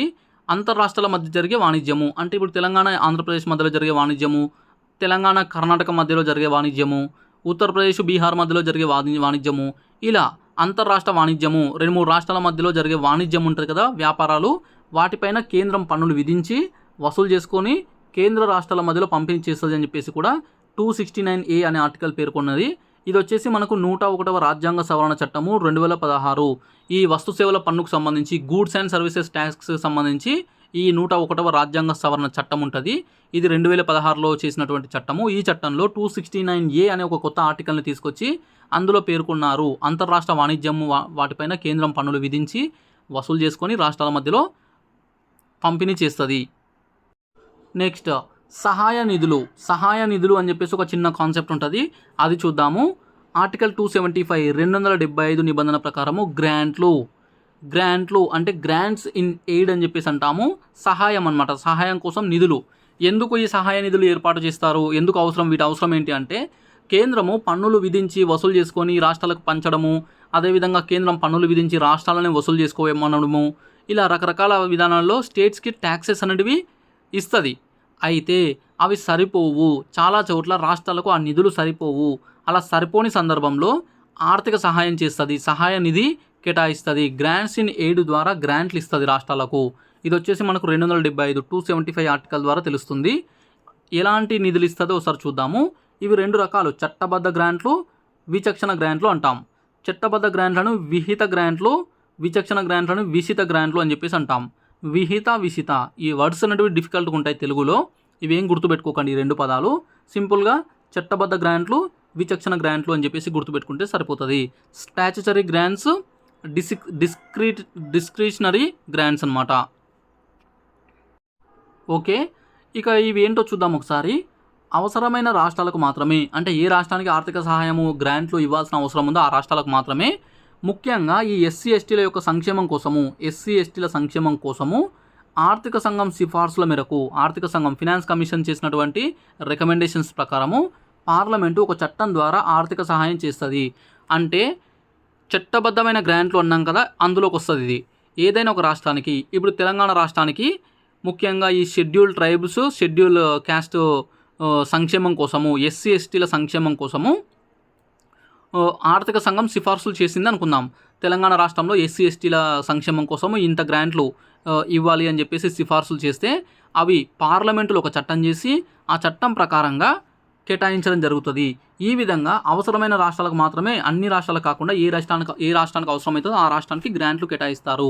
ఇవి చట్టబద్ధమైన గ్రాంట్లు. నెక్స్ట్ అలా కాకుండా కేంద్ర ప్రభుత్వము తన ఇష్టం మేరకు ఎలాంటి ప్రాతిపదిక లేకుండా రాష్ట్రాలకు గ్రాంట్లు ఇవ్వచ్చు. అంటే ఇక్కడ కండిషన్స్ ఏం లే, ఎస్సీ ఎస్టీలకు లేదంటే ఈ పని కోసము ఆ పని కోసము పలానా కారణంతోనని చెప్పేసి ఎలాంటి స్పెషల్ రీజన్ లేకుండా, ఎలాంటి ప్రాతిపదిక లేకుండా కేంద్ర ప్రభుత్వం తన ఇష్టం మేరకు తనకి ఇష్టం ఉన్నంత వరకు రాష్ట్రాలకు గ్రాంట్లు ఇవ్వచ్చు. సో ఇది వచ్చేసి దీనికి చట్టబద్ధత లేదు. ఇది ఒక పార్లమెంట్లో చట్టం చేసి చట్టం ద్వారా ఇవ్వరు, సాధారణంగానే ఇచ్చేస్తుంటారు. సో ఇలాంటి గ్రాంట్లని మనము విచక్షణ, అంటే ఈ కేంద్ర ప్రభుత్వం యొక్క విచక్షణ అధికారం కింద ఉంటుంది కాబట్టి కేంద్ర ప్రభుత్వము పార్లమెంటు చట్టం చేసి ఇవ్వదు కాబట్టి దీనిని ఏమంటారంటే చట్టేతర లేదంటే విచక్షణ గ్రాంట్లు అని చెప్పేసి అంటారు. నెక్స్ట్ ఇక్కడ ఒక పాయింట్ చూడండి, నిబంధన 352 352 ఎమర్జెన్సీకి సంబంధించి, 360 ఆర్థిక అత్యవసర పరిస్థితి. ఇది జాతీయ అత్యవసర పరిస్థితి, ఇది ఆర్థిక అత్యవసర పరిస్థితి కదా. సో ఈ రెండింటికి సంబంధించి చూద్దాము. 352 ప్రకారము జాతీయ అత్యవసర పరిస్థితి, 360 ప్రకారం ఆర్థిక అత్యవసర పరిస్థితి విధించినప్పుడు, యాక్చువల్లీ ఇప్పటివరకు ఫినాన్షియల్ ఎమర్జెన్సీ అనేది విధించలేదు, జాతీయ అత్యవసర పరిస్థితి అయితే విధించారు. సో ఫ్రెండ్స్, ఇక్కడ 352 ఆర్టికల్ ప్రకారం కానీ 360 ప్రకారం కానీ అత్యవసర పరిస్థితులు విధించినప్పుడు కేంద్రము ఈ రాష్ట్రాలకు ఇచ్చే గ్రాంట్లు ఏవైతే ఉంటాయో ఆ గ్రాంట్లు, ఆ రాష్ట్ర ఆర్థిక బిల్లులు, ఫినాన్స్ బిల్లులు ఉంటాయి కదా, ఆ బిల్లులు, అదేవిధంగా రాష్ట్ర ప్రభుత్వ ఉద్యోగాల జీతభత్యాలు, స్టేట్ గవర్నమెంట్ ఎంప్లాయీస్ ఉంటారు కదా, వాళ్ళ యొక్క శాలరీసు, ఇలాంటి విషయాల్లో రాష్ట్రాలపైన నియంత్రణ కలిగి ఉంటుంది. అంటే ఎందుకు అనంటే అత్యవసర పరిస్థితి ఉంది దేశంలో, జాతీయ అత్యవసర పరిస్థితి కానీ ఆర్థిక అత్యవసర పరిస్థితి కానీ ఉంది. ఇలాంటి సందర్భంలో గ్రాంట్లు ఇవ్వడంలో కానీ, లేదంటే ఈ రాష్ట్రాల యొక్క ఉద్యోగులు ఉంటారు కదా, ప్రభుత్వ ఉద్యోగులు, ఆ ప్రభుత్వ ఉద్యోగుల యొక్క జీతాలు, శాలరీస్కి సంబంధించి ఇక రాష్ట్ర ప్రభుత్వం ఆర్థిక బిల్లులను ప్రవేశపెడుతుంది. రాష్ట్ర శాసనసభలు వాటిని ఆమోదించినా కూడా అలాంటి వాటిపైన వీటన్నిటికి సంబంధించి, అంటే ఈ ఫినాన్షియల్ మ్యాటర్స్కి సంబంధించి కేంద్రము నియంత్రణ కలిగి ఉంటుంది. రాష్ట్రాలపైన కేంద్రము కంట్రోల్ కలిగి ఉంటుంది. అంటే కేంద్రంకి పవర్స్ ఎక్కువ ఉంటాయి.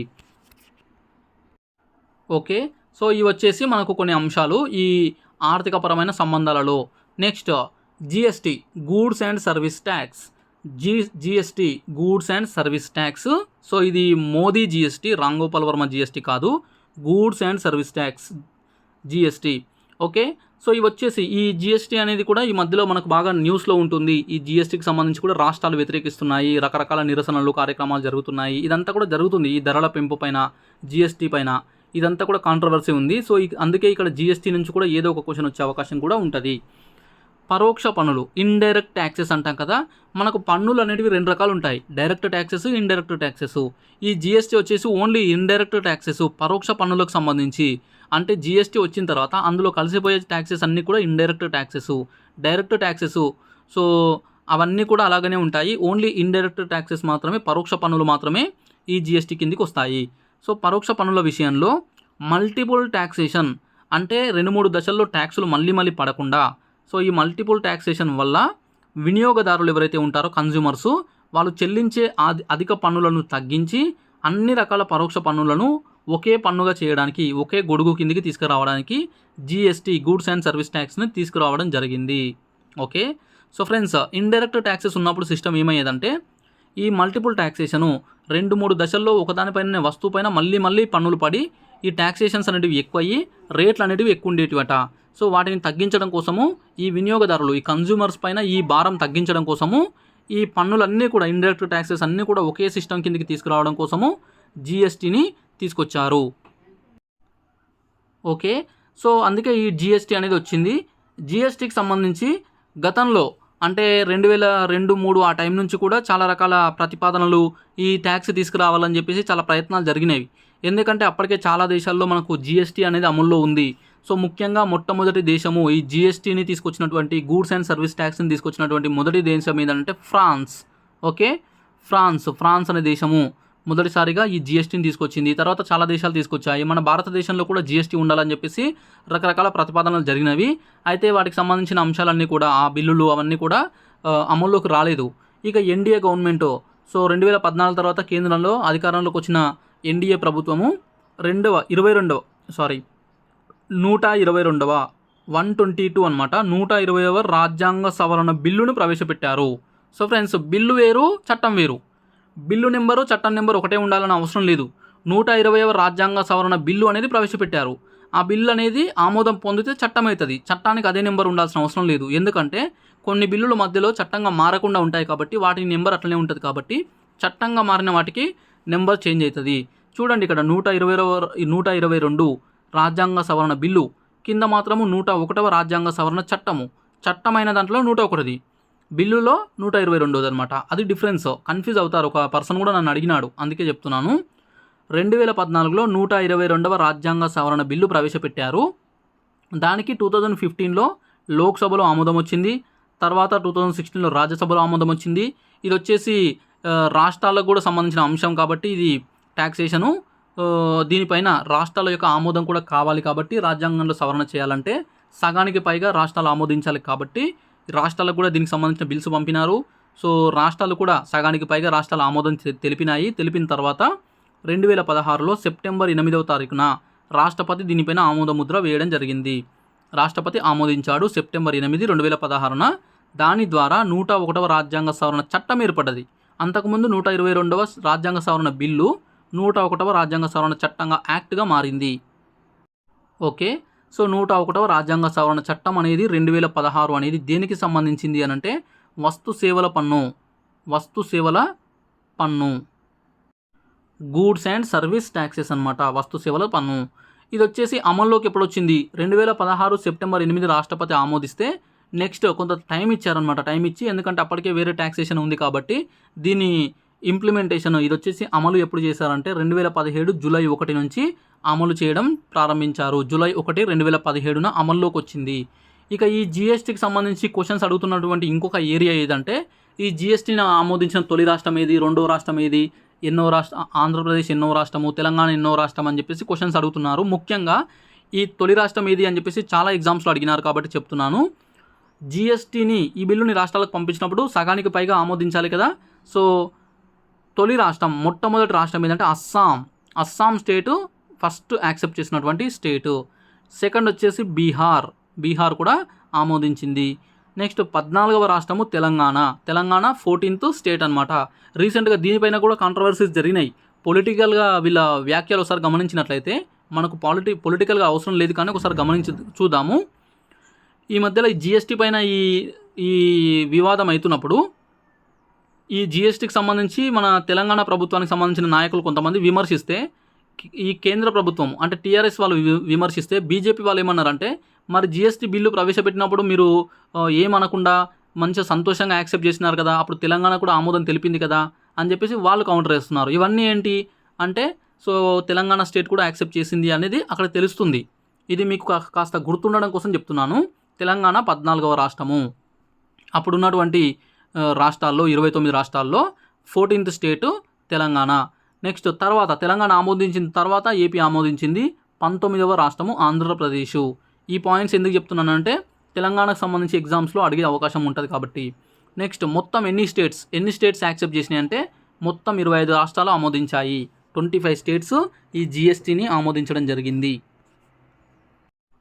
Next article 279A. 279A ప్రకారము అంటే ఇది కూడా కొత్తగా చేర్చినారు 279A అని చెప్పేసి. దీని ప్రకారము జీఎస్టీ కౌన్సిల్ అని చెప్పేసి ఒకటి ఏర్పాటు చేశారు. సో జీఎస్టీ కౌన్సిల్ ఏ నిబంధన అంటే 279A. దీనికి చైర్మన్ ఎవరు ఉంటారంటే కేంద్ర ఆర్థిక మంత్రి చైర్మన్గా ఉంటాడు. తప్పుగా చదివిన. కేంద్ర ఆర్థిక మంత్రి దీనికి చైర్మన్గా ఉంటారు. అంటే ఫినాన్స్ మినిస్టర్ ఇప్పుడున్నటువంటి కేంద్ర ఆర్థిక మంత్రి నిర్మలా సీతారామన్ ప్రస్తుతము చైర్మన్గా ఉండడం జరిగింది. తొలి సమావేశం ఈ జీఎస్టీ కౌన్సిల్ తొలి సమావేశం ఎప్పుడు జరిగిందంటే సెప్టెంబర్ 22, 23 తేదీల్లో ఢిల్లీలో జరిగింది. అప్పుడు ఉన్నటువంటి ఆర్థిక మంత్రి అరుణ్ జైట్లీ కాబట్టి అప్పుడు ఆర్థిక మంత్రి అధ్యక్షుడిగా ఉంటాడు కాబట్టి అరుణ్ జైట్లీ అధ్యక్షతన సెప్టెంబర్ 22, 23లో ఢిల్లీలో జరిగింది ఈ జీఎస్టీ కౌన్సిల్ తొలి సమావేశము. ఓకే. సో ఇక్కడ ఇయర్ రాయడం మర్చిపోయాను. ఇయర్ వచ్చేసి 2016 2016లో. Okay. Next latest GST council సమావేశం ఎక్కడ జరిగింది, ఎప్పుడు జరిగిందో మీరు కామెంట్ రూపంలో తెలియజేయండి. సో నిర్మలా సీతారామన్ అధ్యక్షతన లేటెస్ట్గా జరిగినటువంటి ఈ జీఎస్టీ కౌన్సిల్ యొక్క సమావేశము ఎక్కడ జరిగింది, ఎప్పుడు జరిగింది, మీకు హోంవర్క్ మీరు ఇక్కడ కామెంట్ రూపంలో తెలియజేయండి. చూద్దాం ఎంతమంది దీనిపైన సెర్చ్ చేసి యాక్టివ్గా ఉంటారు. ఓకే. సో ఇప్పటివరకు మనం చూసింది ఏంటి అని అంటే ఈ కేంద్ర రాష్ట్ర సంబంధాలు, కేంద్ర రాష్ట్రాల మధ్య శాసనపరమైన సంబంధాలు, పరిపాలనాపరమైన సంబంధాలు, ఆర్థికపరమైన సంబంధాలు, అందులో ట్యాక్సులు, అందులో జీఎస్టీ ఇవన్నీ కూడా చూసాము. ఇప్పుడు కేంద్ర రాష్ట్రాల మధ్యలో వివాదాలు కూడా తలెత్తుతాయి. కేంద్ర రాష్ట్రాల మధ్యలో రకరకాల అంశాలపైన రకరకాల వివాదాలు అనేటివి తలెత్తుతాయి.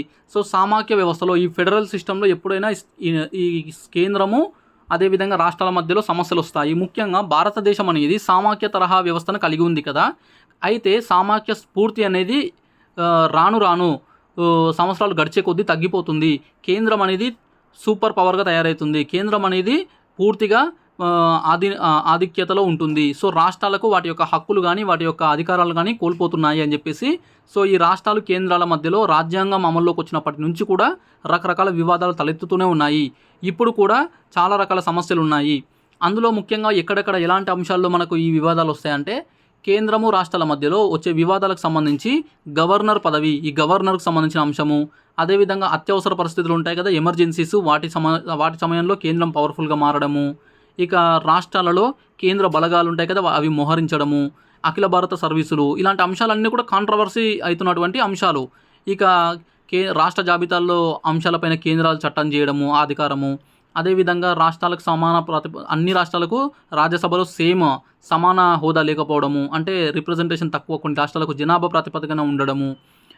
ఇక రాజ్యసభ లోక్సభ మధ్యలో సమానత్వం లేకపోవడము, లోక్సభ పవర్ఫుల్గా ఉండడము, రాజ్యసభ కాస్త బలహీనంగా ఉండడము, ఇలాంటి రకరకాల అంశాలపైన ఈ కేంద్రము రాష్ట్రాల మధ్యలో ఇలా డి అంటే డి అనే విధంగా వాటి మధ్యలో వివాదాలు తలెత్తుతూనే ఉన్నాయి. అయితే వాటి పరిష్కారం కోసము, సూచనలు చేయడం కోసము, కేంద్ర రాష్ట్రాల సంబంధాల అధ్యయనం కోసము రకరకాల కమిషన్లు వేయడం జరిగింది. అవి రకరకాల సిఫార్సులు, వాటి యొక్క రికమెండేషన్స్ కూడా ఇవ్వడం జరిగింది. అవి ఏంటో చూద్దాము. ముఖ్యంగా అన్నీ కాకుండా ప్రధానమైనవి చూద్దాము. ఈ ఏరియా నుంచి క్వశ్చన్స్ ఎలా అడుగుతున్నారంటే, ఈ కమిషన్ పేరు ఇస్తారు, దాని అధ్యక్షుడు అని ఇస్తారు, లేదంటే ఈ క్రింది వాటిలో కేంద్ర రాష్ట్ర సంబంధాలకు సంబంధించినటువంటి కమిషన్ ఇది అని చెప్పేసి ఇస్తారు, లేదంటే కేంద్ర రాష్ట్ర సంబంధాలను అధ్యయనం కోసం వేసిన కమిషన్లలో లేనటువంటిది ఏది అని చెప్పేసి 3 ఇస్తారు, కరెక్ట్ ఇస్తారు, ఒకటి తప్పిస్తారు. ఈ టైప్ ఆఫ్ క్వశ్చన్స్ అడిగే ఛాన్స్ ఉంది కాబట్టి చూద్దాము. కేంద్ర రాష్ట్రాల మధ్య తలెత్తే వివిధ రకాల సమస్యలు, ఉద్రిక్తతలు, వివాదాలను పరిష్కరించేందుకు కావాల్సిన సిఫార్సులు, సామాఖ్య వ్యవస్థను బలోపేతం చేయడానికి కావాల్సిన సిఫార్సుల కోసము వివిధ రకాల కమిషన్లు ఏర్పాటు చేయబడ్డాయి. సో ఈ ఫెడరల్ సిస్టమ్ని బలోపేతం చేయాలి, ఈ ప్రాబ్లమ్స్ని క్లియర్ చేయాలి, వాటిని పోగొట్టాలి అని చెప్పేసి రకరకాల కమిషన్లు వేయడం జరిగింది. ఓకే, సో అందులో మొట్టమొదటిసారిగా ఫస్ట్ కమిషన్ ఏదంటే పాలనా సంస్కరణల కమిషన్ లేదా సంఘము. ఓకే, పాలనా సంస్కరణల కమిషన్ అని చెప్పేసి వేశారు 1966. ఈ ఇయర్స్ కూడా గుర్తుపెట్టుకోండి, ఎందుకంటే వీటిని క్రొనాలజికల్ ఆర్డర్ అంటే కాలక్రమానుసారంగా అమర్చండి అని చెప్పేసి కూడా క్వశ్చన్స్ అడగొచ్చు. ఒక 4 కమిషన్స్ ఇచ్చి 4-5 కమిషన్లు ఇచ్చి ఇవి వేసిన ఈ కమిషన్ల యొక్క కాలం ఉంటుంది కదా, వాటిని అమర్చండి అని చెప్పేసి కూడా ఇస్తారు. సో 1966లో మొదటిది పాలనా సంస్కరణల కమిషన్. అధ్యక్షుడు వచ్చేసి కె హనుమంతప్ప అధ్యక్షుడు కూడా అడుగుతారు. మొదటి పాలనా సంస్కరణల కమిషన్ యొక్క అధ్యక్షుడు ఎవరు అని చెప్పేసి కూడా క్వశ్చన్స్ అడగొచ్చు. సో ఇవి కూడా గుర్తుపెట్టుకోండి. కె హనుమంతప్ప, అతనితో పాటు 6 మంది సభ్యులు కూడా ఉండేవాళ్ళు. ఈ కమిటీ కేంద్ర రాష్ట్ర సంబంధాలను సమగ్రంగా పరిశీలించింది.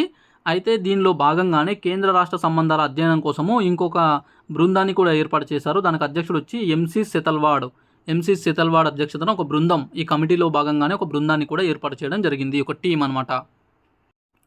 ఓకే, ఇక ఇది వచ్చేసి 1970లో నివేదిక అయితే సమర్పించింది కేంద్ర ప్రభుత్వానికి. మొత్తం 22 రకాల సిఫార్సులు, రికమెండేషన్స్ చేయడం జరిగింది. అందులో ప్రధానమైనవి కొన్ని చూద్దాము. ఆర్టికల్ 263 ప్రకారము అంతర్రాష్ట్ర మండలి ఏర్పాటు చేయాలి అని చెప్పేసి పేర్కొన్నది. అంతర్రాష్ట్ర మండలి, ఇంటర్ స్టేట్ కౌన్సిల్ ఒకటి ఏర్పాటు చేయాలని చెప్పేసి పేర్కొన్నది ఈ కమిటీ. నెక్స్ట్ ప్రజాజీవితం. ఓకే, ప్రజాజీవితము, అదేవిధంగా పరిపాలన. ఓకే, పబ్లిక్ లైఫ్ అండ్ అడ్మినిస్ట్రేషన్లో అనుభవం ఉన్నటువంటి వ్యక్తులు ఎవరైతే ఉంటారో, బాగా ఎక్స్పీరియన్స్ ఉన్న వ్యక్తులనే గవర్నర్గా నియమించాలి అని చెప్పేసి పేర్కొన్నారు. ఇక కేంద్ర రాష్ట్రాల మధ్యలో ఉద్రిక్తతకు సంబంధించిన అంశాలలో ఈ కేంద్ర బలగాలు రాష్ట్రాల్లో మోహరించడం ఉంటుంది కదా, అదొకటి. అందుకని చెప్పేసి రాష్ట్రాల కోరిక మేరకే కేంద్ర బలగాలను పంపాలి. అంటే తెలంగాణ రాష్ట్రంలో ఏదైనా అంశం పైన కేంద్రము బలగాలను పంపాలనుకుంటే అది రాష్ట్రం కోరితేనే పంపాలి తప్ప వాళ్ళంతకు వాళ్ళే పంపొద్దు అని చెప్పేసి, ఇది ఎగ్జాంపుల్. తెలంగాణ అంటే అప్పుడు తెలంగాణ లేదులే, కానీ వాళ్ళు చేసిన సిఫార్సుల్లో ఆ అంశం ఉంది. రాష్ట్రాల కోరిక మేరకే కేంద్ర బలగాలను పంపాలి. ఇక రాష్ట్రాలకు మరిన్ని ఆర్థిక వనరులు బదలాయించాలి. రాష్ట్రాలు బలంగా తయారవ్వాలి, రాష్ట్రాల యొక్క అభివృద్ధి జరగాలంటే వాటికి ఆర్థిక వనరులు ఎక్కువ ఉండాలి. అందుకే కేంద్రము మరికొన్ని ఇంకా ఎక్కువ ఆర్థిక వనరులను వాళ్ళకు ట్రాన్స్ఫర్ చేయాలి, బదిలీ చేయాలని చెప్పేసి కూడా పేర్కొన్నారు. సెకండ్ వన్, నెక్స్ట్ వచ్చేసి రాజమన్నార్ కమిటీ 1969. రాజమన్నార్ కమిటీ వచ్చేసి 1969లో ఏర్పాటు చేశారు. తమిళనాడు ప్రభుత్వం ఏర్పాటు చేసింది, కేంద్ర ప్రభుత్వం కాదు. తమిళనాడు ప్రభుత్వం ఏర్పాటు చేసినటువంటి కమిటీ ఇది. దీనికి అధ్యక్షుడు వచ్చి జస్టిస్ పివి రాజమన్నార్ అనే అతను అధ్యక్షుడు. అతనితో పాటు 2 సభ్యులు కూడా ఉండేవాళ్ళు. కేంద్ర రాష్ట్ర సంబంధాల పరిశీలన కోసం దీన్ని ఏర్పాటు చేశారు. 1971లో నివేదిక సమర్పించింది. 69లో ఏర్పాటు చేశారు. 71లో దీని యొక్క రిపోర్ట్ అయితే సబ్మిట్ చేయడం జరిగింది. ఓకే, అయితే ఈ రాజమన్నార్ కమిటీ చేసినటువంటి సిఫార్సులు అంటే ఈ రికమెండేషన్స్ ఏం చేసిందంటే, రాష్ట్ర మంత్రివర్గము లేదా ప్రత్యేకంగా ఏర్పాటు చేసిన ఉన్నతాధికార సంఘంతో చర్చించి రాష్ట్రపతి గవర్నర్ను నియమించాలి. అంటే గవర్నర్ను నియమించే విషయంలో ఏ రాష్ట్రానికి సంబంధించిన గవర్నర్ అయితే ఆ రాష్ట్రానికి సంబంధించి మంత్రివర్గం ఉంటుంది కదా, మంత్రివర్గంతో డిస్కస్ చేయాలి. లేదంటే ఈ గవర్నర్ నియామకం కోసం ఏర్పాటు చేసిన ప్రత్యేక ఉన్నతాధికారుల సంఘం ఒకటి ఉంటుంది. అంటే అది ఏర్పాటు చేస్తే కనుక ఆ సంఘంతో చర్చించి, ఎవరు చర్చిస్తారు? రాష్ట్రపతి చర్చిస్తాడు. చర్చించి గవర్నర్ను నియమించాలి అని చెప్పేసి అన్నారు. ఫర్ ఎగ్జాంపుల్, సో ఆంధ్రప్రదేశ్ ఉంది. ఆ టైంకి ఆంధ్రప్రదేశ్ రాష్ట్రానికి ఒక గవర్నర్ని ఏర్పాటు చేయాలంటే ఆంధ్రప్రదేశ్ మంత్రివర్గంతో చర్చించి, లేదంటే ఆంధ్రప్రదేశ్లో గవర్నర్ నియామకం కోసం ఏర్పాటు చేసిన ఉన్నతాధికారుల సంఘం ఏమైనా ఉంటే దానితో రాష్ట్రపతి చర్చించి ఆ వ్యక్తిని అతను ఒప్పుకుంటే, అంటే ఆ మంత్రివర్గం కానీ ఆ వ్యవస్థ కానీ ఒప్పుకుంటే అప్పుడు గవర్నర్ను నియమించాలి. ఈ విధంగా ఉండాలని చెప్పేసి ఒక రికమెండేషన్ చేశారు. నెక్స్ట్ ఆర్టికల్ 356ను రద్దు చేయాలి. ఓకే, రాష్ట్రపతి పాలనకు సంబంధించి రాష్ట్రాలలో అత్యవసర పరిస్థితికి సంబంధించి ఈ రాష్ట్రపతి పాలన ఉంటుంది కదా, ఆర్టికల్ 366ని రద్దు చేసేసేయాలి, అవసరం లేదని చెప్పేసి అన్నారు. నెక్స్ట్ ప్రధాని అధ్యక్షుడిగా అంతర్రాష్ట్ర మండలి ఏర్పాటు చేయాలి. ఓకే, ఇంటర్ స్టేట్ కౌన్సిల్ ఒకటి ఉండాలి, అంతర్రాష్ట్ర మండలి. దానికి అధ్యక్షుడు ఎవరు ఉండాలి? ప్రధానమంత్రి ఉండాలని చెప్పేసి ఒక సూచన చేశారు. నెక్స్ట్ అఖిల భారత సర్వీసులు అయినటువంటి, అంటే ఆల్ ఇండియా సర్వీసెస్ అయినటువంటి ఐఏఎస్ ఐపీఎస్ ఉంటాయి కదా, ఐఏఎస్ ఐపీఎస్ ఐఎఫ్ఎస్ వీటిని రద్దు చేసేసేయాలి. ఇవి కూడా అవసరం లేదు. సెంట్రల్ సర్వీసులు, స్టేట్ సర్వీసులు ఉంటే సరిపోతుంది. అఖిల భారత సర్వీసులు అంటే ఆల్ ఇండియా సర్వీసెస్ అయినటువంటి ఐఏఎస్ ఐపీఎస్ ఐఎఫ్ఎస్లను రద్దు చేసేయాలి, అవసరం లేదని చెప్పేసి కూడా అన్నారు. నెక్స్ట్ అవశిష్ట అధికారాలు రాష్ట్రాలకు ఇవ్వాలి. రెసిడ్యువల్ పవర్స్ అంటాం కదా, అవశిష్ట అధికారాలు ఎవరికి ఉన్నాయి? కేంద్రంకు ఉంది. మన క్వశ్చన్ అడుగుతారు. ఓకే, ఎగ్జామ్లో క్వశ్చన్ అడిగే అవకాశం ఉంది. అవశిష్ట అధికారాలు ఎవరికి కలవు అని చెప్పేసి అడుగుతారు.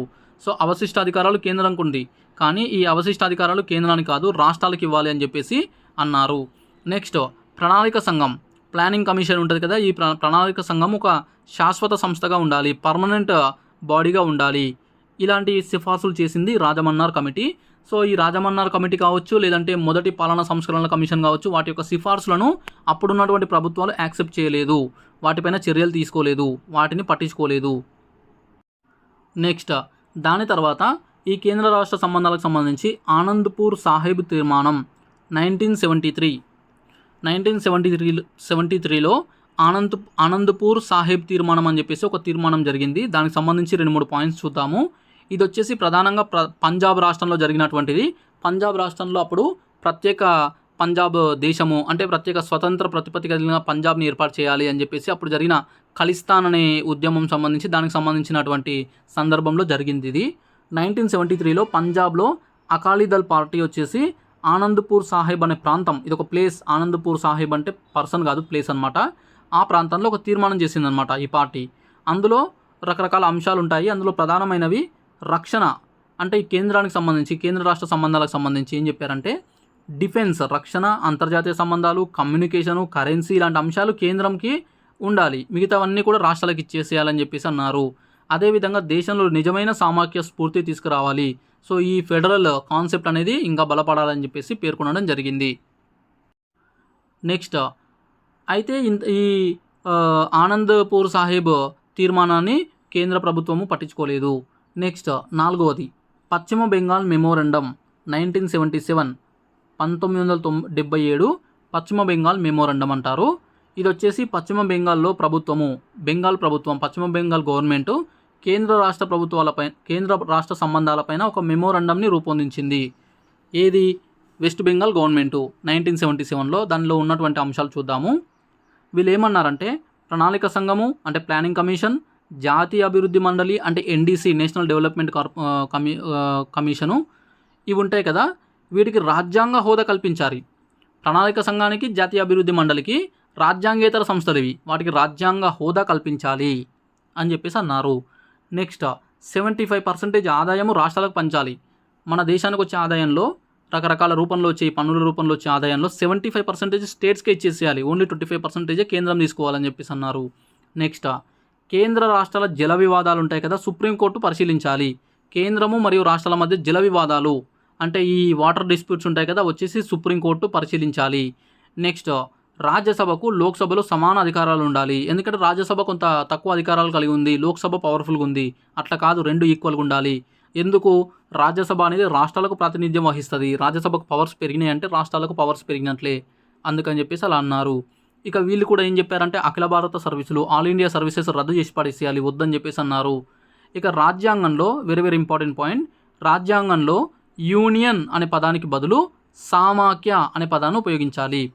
మనం ఆల్రెడీ డిస్కస్ చేసాం కదా, భారత రాజ్యాంగంలో భారతదేశాన్ని ఇండియన్ ఫెడరేషన్ అని కాకుండా ఇండియన్ యూనియన్ అన్నారు, భారత యూనియన్ అని చెప్పేసి అన్నారు. ఓకే, మన దేశాన్ని యూనియన్ ఆఫ్ స్టేట్స్ అని చెప్పేసి పేర్కొన్నారు. యూనియన్ అనే పదాన్ని వాడారు కానీ ఫెడరేషన్ అనే పదాన్ని వాడలేదు. అందుకే వీళ్ళు ఏమన్నారంటే నిజమైన సామాఖ్య స్ఫూర్తి రావాలి, రాష్ట్రాలకు పూర్తి అధికారం రావాలి, మంచి అధికారం ఉండాలి అని అంటే రాజ్యాంగంలో యూనియన్ అనే పదాన్ని తీసేసి సామాఖ్య ఫెడరేషన్ అనే పదాన్ని ఉపయోగించాలని చెప్పేసి పేర్కొన్న కమిటీ ఏది అని అంటే, కమిటీ కాదు, పేర్కొన్నది పశ్చిమ బెంగాల్ మెమోరండం. నెక్స్ట్ రక్షణ, విదేశీ వ్యవహారాలు అంటే defence, international relations, currency, communication ఇవి మాత్రమే కేంద్రం ఆధీనంలో ఉండాలని చెప్పేసి అన్నారు. నెక్స్ట్ ఆర్టికల్స్ నిబంధనలు 352, 360, 356, 352, 356, 360 తొలగించేసేయాలి. అంటే అత్యవసర పరిస్థితులను సూచిస్తున్నటువంటి ఆర్టికల్స్ని తొలగించేసేయాలి. జాతీయ అత్యవసర పరిస్థితి, రాష్ట్రాలలో రాష్ట్రపతి పాలన, అదేవిధంగా ఆర్థిక అత్యవసర పరిస్థితికి సంబంధించిన ఈ ఆర్టికల్స్ని తొలగించేసేయాలని కూడా పేర్కొన్నారు. ఇక కేంద్ర రాష్ట్రాల మధ్య ఆంగ్ల భాష, రాష్ట్రాలలో ప్రాంతీయ భాష ఉండాలి. అంటే ఏ అడ్మినిస్ట్రేటివ్ ప్రొసీజర్లో అయినా దేంట్లో అయినా సరే కేంద్రము మరియు రాష్ట్రాల మధ్యలో జరిగినప్పుడు మాత్రం ఇంగ్లీష్ వాడాలి. ఇక స్టేట్స్లో ప్రాంతీయ భాష అంటే తెలంగాణ, ఆంధ్రప్రదేశ్లో తెలుగు, అదేవిధంగా కర్ణాటకలో కన్నడ, ఇలా స్టేట్స్లో ఏ రాష్ట్రాల్లో ఆ ప్రాంతీయ భాష ఉండాలి అని చెప్పేసి కూడా పేర్కొన్నారు. ఇవన్నీ వచ్చేసి పశ్చిమ బెంగాల్ మెమోరండంలోని అంశాలు, గుర్తుపెట్టుకోండి. ఓకే, అయితే పశ్చిమ బెంగాల్ మెమోరండాన్ని కూడా కేంద్ర ప్రభుత్వము ఆమోదించలేదు. సో మొదటి 4టికి కూడా ఆమోదం రాలేదు, ఆ విషయం కూడా గుర్తించండి. Next Sarkaria commission 1983, 1983 Sarkaria commission. ఇది ఏర్పాటు చేసింది 1983 జూన్ 9, 1983 సర్కారియా కమిషన్. అధ్యక్షుడు వచ్చేసి ఆర్ఎం సర్కారియా అధ్యక్షుడిగా 3 సభ్యులతో ఏర్పడినటువంటి కమిటీ ఇది. కేంద్ర రాష్ట్ర సంబంధాల పరిశీలన కోసమే ఏర్పాటు చేశారు దీన్ని కూడా. 1988 జనవరి 30న నివేదిక సమర్పణ. యాక్చువల్లీ కొన్ని పుస్తకాల్లో దీనికంటే ముందే 1987లోనే నివేదిక సమర్పించినట్లు, జనవరి 30, 1988లో ప్రభుత్వం వీటిని బహిర్గతం చేసినట్లు, బయటికి ప్రకటించినట్లు ఇచ్చారు. సో అదొకసారి మీరు 2-3 పుస్తకాలు వెరిఫై చేసుకోండి, నేను కూడా చూస్తాను. అయితే నాకున్నటువంటి సోర్సు ప్రకారము 1988 జనవరి 30న నివేదిక సమర్పించినట్లుగా తెలుగు అకాడమీ బుక్లో అయితే ఉంది, దాన్ని ఇక్కడ తీసుకున్నాను. ఇక దీని యొక్క సిఫార్సులు వచ్చేసి 247 సిఫార్సులు చేసింది చూడండి. ఇది 247 అంశాలను పేర్కొన్నది రికమెండేషన్స్. అందులో ప్రభుత్వం వచ్చేసి ఆమోదించినవి 170 అమలు చేసినవి. ఓకే, 170 మాత్రము ప్రభుత్వము ఆమోదించింది. అంటే ఇంతకుముందు వచ్చినటువంటి అన్నీ కూడా ప్రభుత్వం ఆమోదించలే. ఈ సర్కారియా కమిషన్ సిఫార్సులను ఆమోదించింది, కానీ 247 సిఫార్సులు చేస్తే 170ని అమలు చేసింది. ఓకే, అయితే ఆ 170 మనకు అవసరం లేదు, కానీ కొన్ని సిఫార్సులు చూద్దాము. కేంద్ర రాష్ట్ర సంబంధాలను బలోపేతం కోసము రాజ్యాంగంలో మార్పులు చేయాలి. అంటే మన రాజ్యాంగంలోనే ఈ కేంద్ర రాష్ట్రాల సంబంధాలను, ఈ సెంట్రల్ స్టేట్ రిలేషన్స్ని బాగా స్ట్రెంథెన్ చేయడం కోసము రాజ్యాంగంలో కొన్ని చేంజెస్ చేయాలని చెప్పేసి అన్నారు. అనివార్యమైన అంటే అవసరమైనప్పుడు మాత్రమే, అలాంటి పరిస్థితుల్లో మాత్రమే రాష్ట్రాలలో రాష్ట్రపతి పాలన విధించాలి. అంటే ఇక తప్పదు, ఒక రాష్ట్రంలో బాగా శాంతి భద్రతలు లోపించడము, ఆ రాష్ట్ర ప్రభుత్వం పరిపాలించలేకపోతున్నప్పుడు, ఆ రాష్ట్రంలో పరిస్థితులు చేదాటిపోయినప్పుడు ఇక ఏమీ చేయలేము, ఇంకా చివరి అంశము, చివరి వేపన్గా మాత్రమే ఈ రాష్ట్రపతి పాలన 356 ఆర్టికల్ను ఉపయోగించాలి తప్ప ప్రతి చిన్నదానికి అవసరం లేకున్నా కూడా ఉపయోగించకూడదు అని చెప్పేసి పేర్కొన్నారు ఈ సర్కారియా కమిషన్. నెక్స్ట్ ఆర్టికల్ 263 ప్రకారము అంతర్రాష్ట్ర మండలిని ఏర్పాటు చేయాలని చెప్పేసి కూడా అన్నారు. దాని పేరు ఏం చెప్పారంటే వీళ్ళు అంతర్రాష్ట్ర మండలి అని కాకుండా అంతర ప్రభుత్వాల మండలి అని ఉండాలని చెప్పేసి పేర్కొన్నారు. ఆర్టికల్ 263 ప్రకారం అంతర్రాష్ట్ర మండలి, దాని పేరు అంతర ప్రభుత్వాల మండలి అని పేర్కొన్నారు. నెక్స్ట్ జాతీయ అభివృద్ధి మండలి, ఎన్డీసీ ఉంటుంది కదా, దాన్ని జాతీయ ఆర్థిక అభివృద్ధి మండలి అని చెప్పేసి మార్చాలి అన్నారు. ఓకే, ఎన్డీసీని జాతీయ ఆర్థిక అభివృద్ధి మండలి అని చెప్పేసి మార్చమన్నారు. జోనల్ కౌన్సిల్ ఉంటాయి కదా, జోనల్ కౌన్సిల్లను పునర్వ్యవస్థీకరించాలి. అంటే మళ్ళీ వాటిలో కొన్ని మార్పులు చేసి కొత్తగా ఏర్పాటు చేయాలి. అఖిల భారత సర్వీసుల నుంచి అఖిల భారత సర్వీసుల సిబ్బంది, అంటే ఆల్ ఇండియా సర్వీసెస్కి ఎంపికైనటువంటి, అందులో పనిచేస్తున్నటువంటి స్టాఫ్ ఉంటారు కదా, ఆఫీసర్స్, వాళ్ళ నిర్వహణ విషయంలో కేంద్ర రాష్ట్రాల మధ్య సంప్రదింపులు జరగాలి. అంటే కేంద్రము రాష్ట్రము సంప్రదింపులు చేసి వాళ్ళ యొక్క సిబ్బంది నిర్వహణ అంటే ఎవరిని ఎక్కడ పంపించాలి, ఎవరిని ఎక్కడ వర్క్ చేయించాలి, ఎట్లా వర్క్ చేయించాలి, ఇలాంటి వాటిపైన ఈ ఆల్ ఇండియా సర్వీసెస్ పైన కేంద్రము రాష్ట్రము డిస్కషన్ చేయాలి. ఓకే, సో ఈ డిస్కషన్స్ చేసుకొని డిసిజన్ తీసుకోవాలన్నారు. అంటే ఇందులో ఏం పేర్కొన్నారంటే ఈ అఖిల భారత సర్వీసులను ఇంతకుముందు రద్దు చేయాలన్నారు కదా, వివిధ కమిషన్లు, వివిధ తీర్మానాలు. వీళ్ళు అట్లా కాదు, ఈ ఆల్ ఇండియా సర్వీసెస్ని ఇంకా బలోపేతం చేయాలన్నారు. సో ఇది కూడా క్వశ్చన్ రావచ్చు, ఆల్ ఇండియా సర్వీసెస్ని రద్దు చేయాలి అన్నది ఏది అని చెప్పేసి అడగొచ్చు. ఆల్ ఇండియా సర్వీసెస్ని బలోపేతం చేయాలని చెప్పేసి ఉన్నటువంటి కమిషన్ ఏది అంటే సర్కారియా కమిషన్ మరింత బలోపేతం చేయమని చెప్పింది. నెక్స్ట్ ఆకాశవాణి అంటే దూరదర్శన్ ఉంటుంది, ఆకాశవాణి అంటే రేడియో ఉంటుంది కదా అది, అదేవిధంగా దూరదర్శన్. అప్పుడు ఆకాశవాణి, దూరదర్శన్ ఇవి మాత్రమే సోర్సెస్. 1983, 84, 85 ఆ టైంలో మనకు ఈ టీవీలు, టెలివిజన్లు ఇక అప్పుడు ఈ టెక్నాలజీ ఏవి లేవు. సో ప్రధానమైనటువంటి సోర్సు ప్రసార మాధ్యమం ఏదంటే ఈ ఆకాశవాణి. అందులో వచ్చే లాంగ్వేజ్ హిందీ లాంగ్వేజ్లో వచ్చేది, హిందీ ఇంగ్లీష్లో.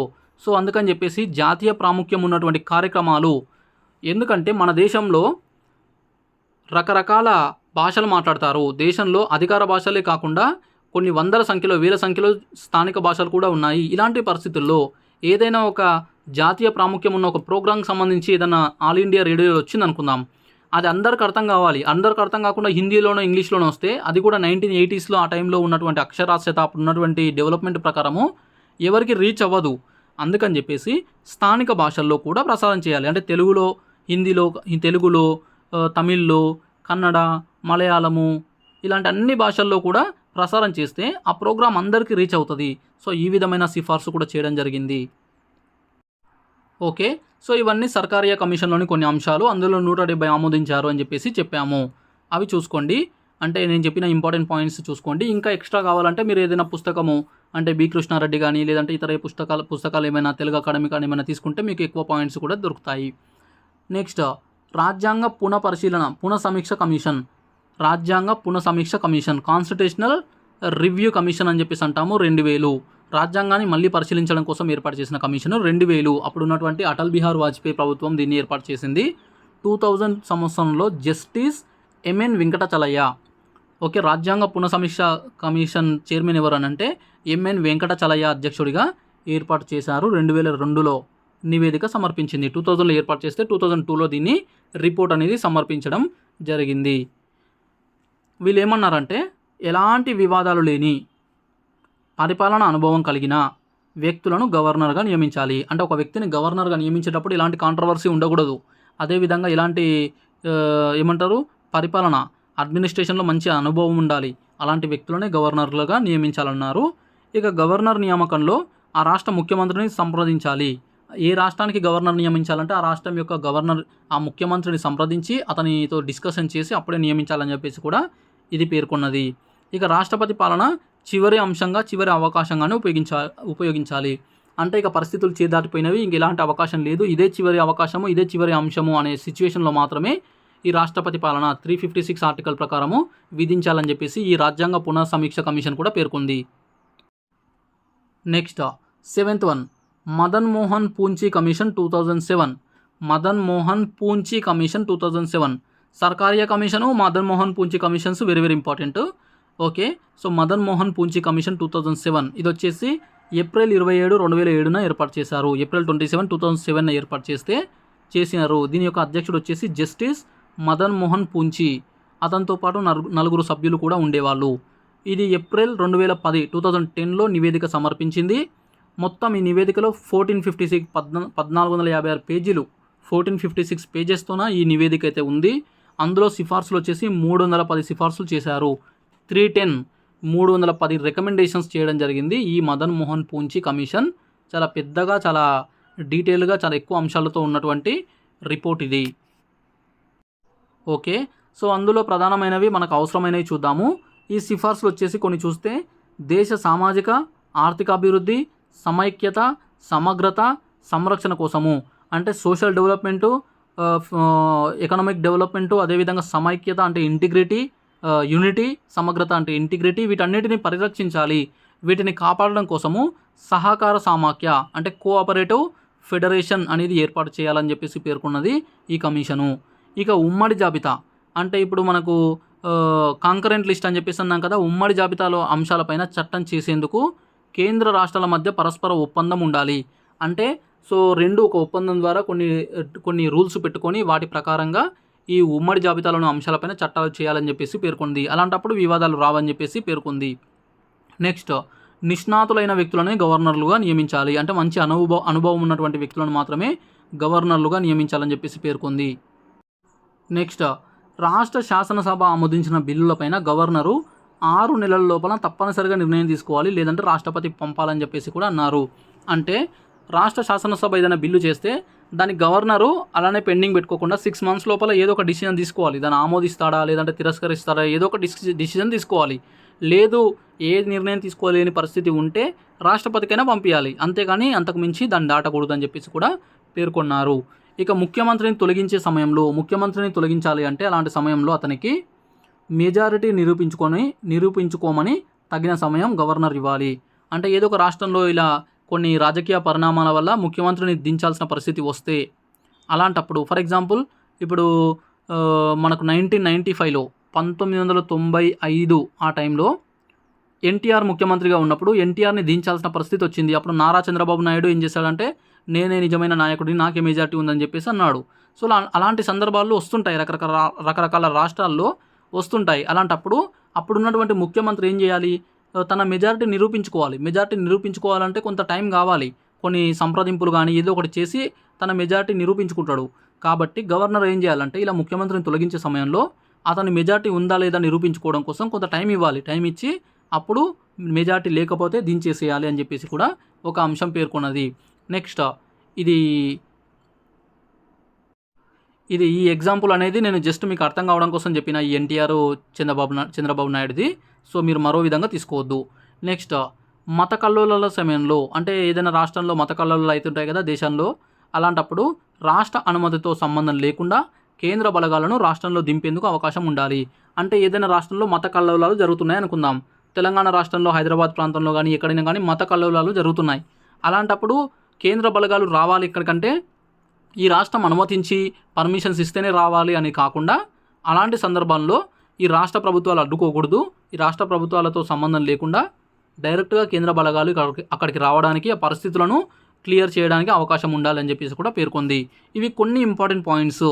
ఇంకా మీకు కావాలంటే పుస్తకాల్లో అక్కడక్కడ దొరుకుతాయి, లేదంటే ఇక మీరు ఇంకా అదర్ సోర్సెస్లో వెతుకోవచ్చు. అవసరం లేదు, ఇంత డెప్త్గా కూడా క్వశ్చన్స్ అడగట్లేదు. ఇవి సివిల్ సర్వీసెస్ లాంటి ఎగ్జామ్స్లో అడుగుతుంటారు తప్ప మన స్టేట్ గవర్నమెంట్స్ ఎగ్జామ్స్లో Group 2, Group 1 prelims, Group 3, Group 4 అలాంటి వాటిలో అన్నిట్లో కూడా జస్ట్ ఏ కమిషను, ఎవరు అధ్యక్షుడు, ఎప్పుడు ఏర్పాటు చేశారు, వాటి క్రొనాలజికల్ ఆర్డరు, ఇలాంటి క్వశ్చన్స్ అడుగుతుంటారు రెగ్యులర్గా.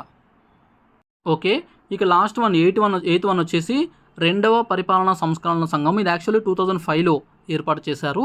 సో దీనికి సంబంధించి మనకి ఎగ్జామ్లో అడుగుతున్నటువంటి ఒకే క్వశ్చన్ ఎవరంటే అధ్యక్షుడు ఎవరని చెప్పేసి అడుగుతున్నారు. అందుకే ఇక్కడ ఇచ్చాను. 2వ పరిపాలనా సంస్కరణల సంఘం 2005కి సంబంధించి చైర్మన్ వచ్చేసి వీరప్ప మొయిలీ అధ్యక్షుడిగా 2వ పరిపాలనా సంస్కరణ సంఘం ఏర్పాటు చేశారు. అతనితో పాటు 5 సభ్యులు కూడా ఉండేవాళ్ళు. సో ఇది వచ్చేసి మనకు దీనికి సంబంధించిన అంశము. దీనితోన మనకు కేంద్ర రాష్ట్ర సంబంధాలు అనే చాప్టర్ కూడా కంప్లీట్ అయ్యింది. ఇక నెక్స్ట్ వీడియోస్లో పాలిటిక్స్ సంబంధించి రాజ్యాంగబద్ధ సంస్థలు, రాజ్యాంగేతర సంస్థలు, ఎన్నికల వ్యవస్థ, అదేవిధంగా అత్యవసర పరిస్థితులు, రాజ్యాంగ సవరణ, ఇంపార్టెంట్ ఆర్టికల్స్ అంటే నిబంధనలు, అదేవిధంగా భారత రాజ్యాంగంలోని అన్ని పార్ట్స్, షెడ్యూళ్ళు, ఇక ముఖ్యమైన రాజ్యాంగ సవరణ చట్టాలు, అదేవిధంగా కొన్ని ఇంపార్టెంట్ కేసెస్ ఇవన్నీ చెప్తా. నాకు టైం దొరికినప్పుడల్లా 1 by 1 చెప్తా. కాకపోతే మెజారిటీ పార్ట్ 90% పాలిటీ అంతా కూడా అన్ని ఇంపార్టెంట్ టాపిక్స్ అన్నీ అయిపోయినవి. ఇప్పుడు నేను చెప్తా అన్నవి మాత్రము నెక్స్ట్ వీడియోస్లో చెప్పే ప్రయత్నం చేస్తాను ఖచ్చితంగా. అప్పటికి ఇంకా ఎలాంటి శేషం మిగలకుండా మనకు పాలిటీ అనేది కంప్లీట్ అవుతుంది. కొంత బిజీ షెడ్యూల్, కొంచెం డ్యూటీ, నా ప్రిపరేషను, రకరకాల కారణాల వల్ల కొన్ని క్లాసెస్ లేట్ అవుతున్నవి. అయితే మీకు అన్నీ ఫ్రీగానే ఇస్తున్నాను కాబట్టి కొంత మీరు నా కోసం ఓపిక పెట్టండి అంతే, అంతకు మించి ఏం లేదు. ఇక ఎకనామిక్ క్లాసెస్ కూడా కంటిన్యూ అవుతాయి.